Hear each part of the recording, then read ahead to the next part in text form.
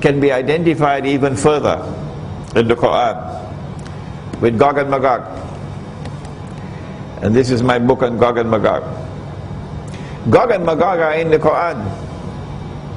And you better study that subject of Gog and Magog, because they are the ones who control power in the world today, Ya'juj and Ma'juj. And if you follow them, if you remain under their umbrella, what are the consequences? Sahih Bukhari, and the hadith repeated 4 times, but you'll hardly ever find anyone mentioning that hadith from the mimbar, or even in Charama. That on Judgment Day Allah subhanahu wa ta'ala will say to Adam alayhi salam, take out the people for Jahannam. This is Hadith al-Qudsi, Sahih Muslim, Hadith al-Qudsi, direct speech of Allah. Adam alayhi salam will ask, how many are they, O Allah? And Allah subhanahu wa ta'ala will reply and say, out of every 1,000, take how many?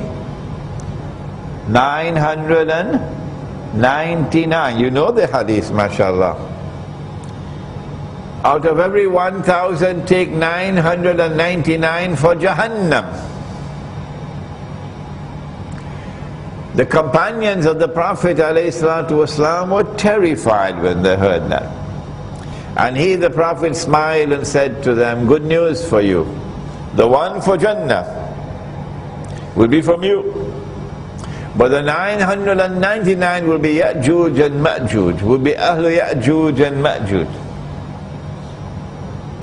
And so you're going to have a global society in Akhirul Zaman.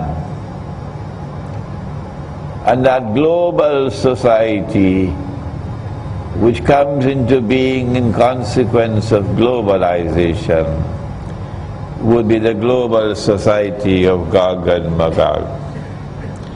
And once it embraces you, it's going to take you into the hellfire. Let us now leave Libya and come to Syria. We don't have time for Yemen. We don't have time for Bahrain. We don't have time for Saudi Arabia. Syria. Syria is so complex a case. You cannot say that it is an uprising, because the Zionists are actually recruiting people, paying them, arming them to go and fight in Syria. The Turkish forces are also doing the same, instigating people to go and fight and providing them with arms and weapons. This is therefore not a popular uprising. This is like Libya, an insurrection.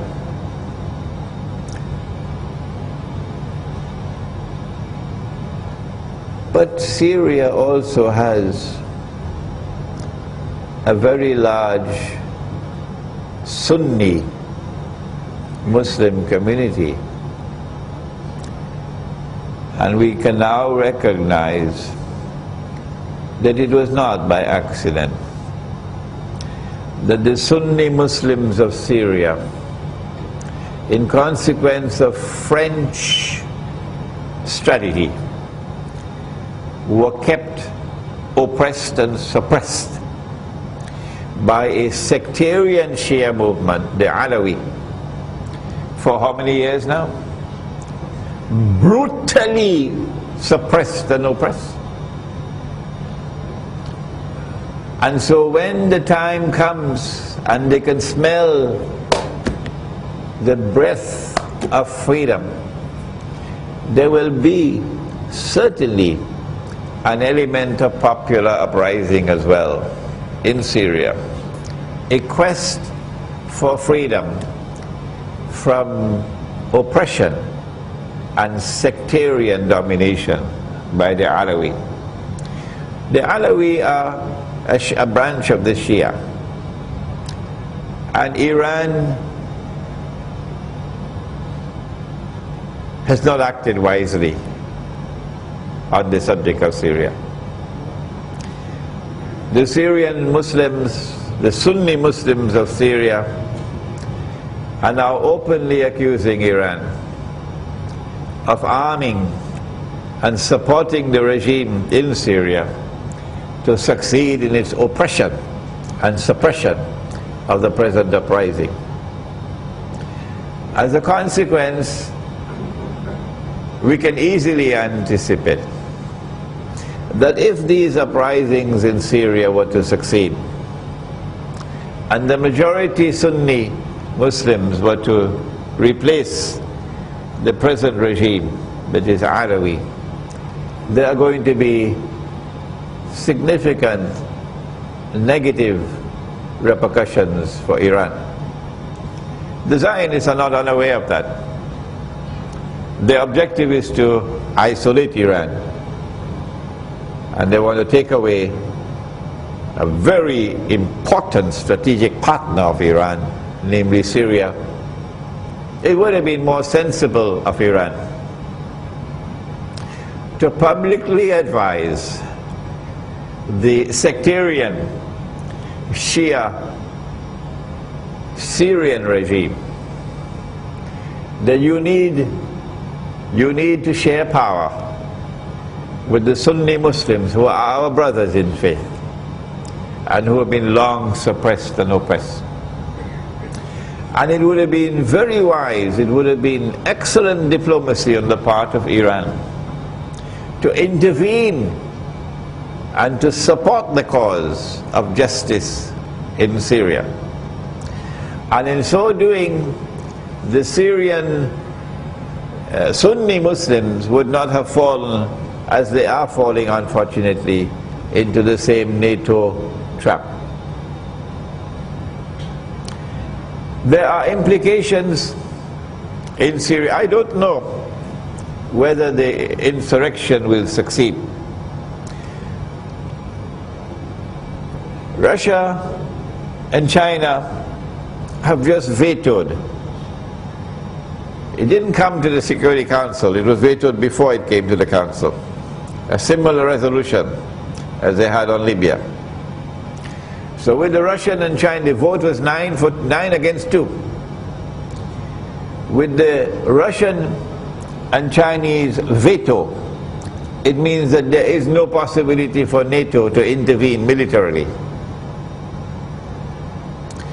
And therefore there is a likelihood, I don't know, the likelihood that the regime would survive in Syria.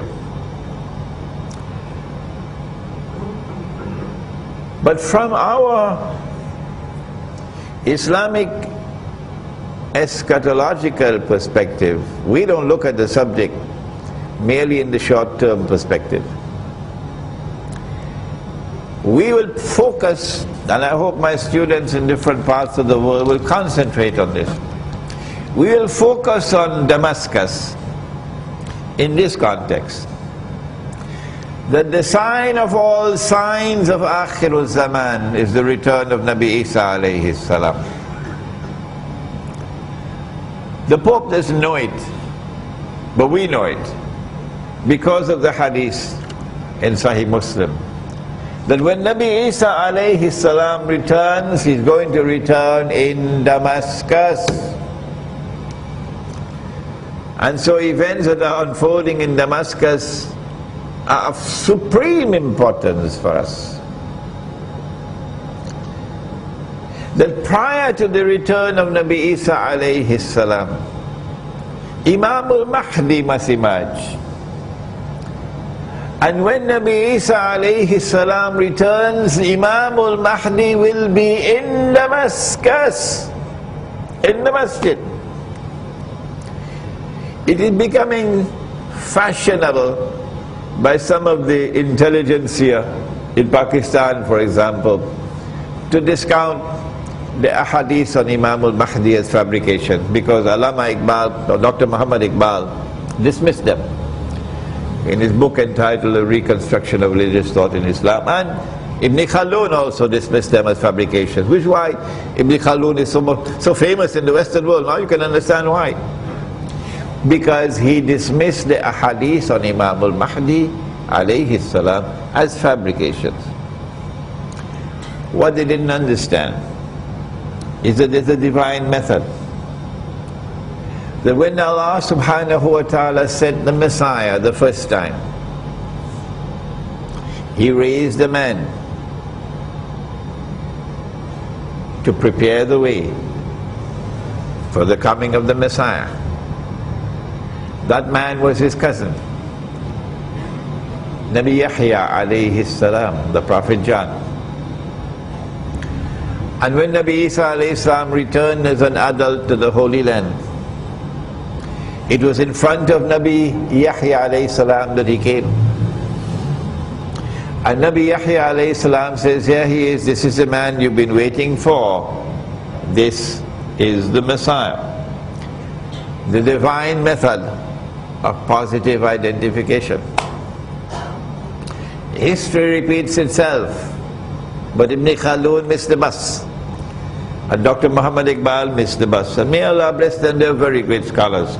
We are nothing compared to them. And so when the Messiah is to come back, Allah raises a man to play the same role that Nabi Yahya alayhi salam played. And that is the rationale for Imam al-Mahdi. And when Nabi Isa alayhi salam descends in the masjid, in Damascus, not Tripoli, Imam al-Mahdi will be in the masjid. They'll be ready preparing for salat. And before the salat could commence, he comes down. And Imam al-Mahdi will look at him and say, this is the Messiah. Positive identification. Repeating itself, the divine methodology. Before that happens,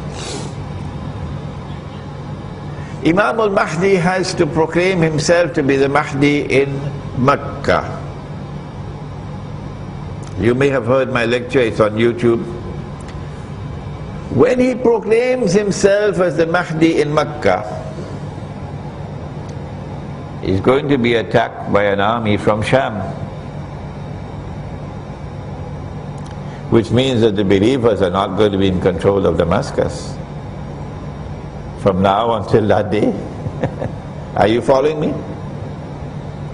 He's going to be attacked by an army from Sham.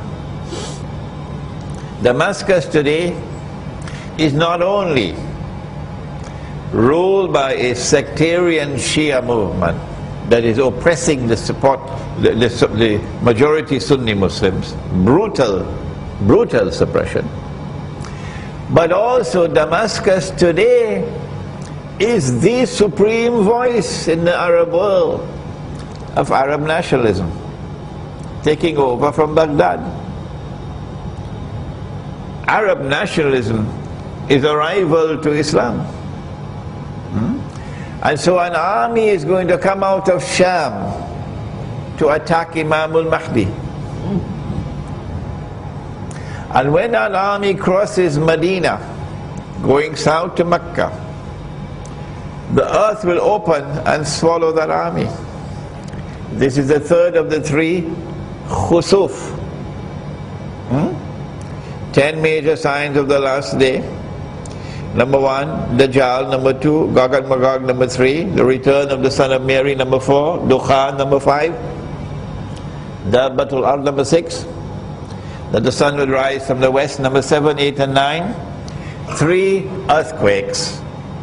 But these are earthquakes in which the earth sinks down. So they're called khusuf. One in the east, one in the west, and the third in Arabia, not Tamansuri, UK, Arabia. And when this takes place, that army is going to be swallowed. This is sign number 9. And number 10 is that the fire will come out of Yemen.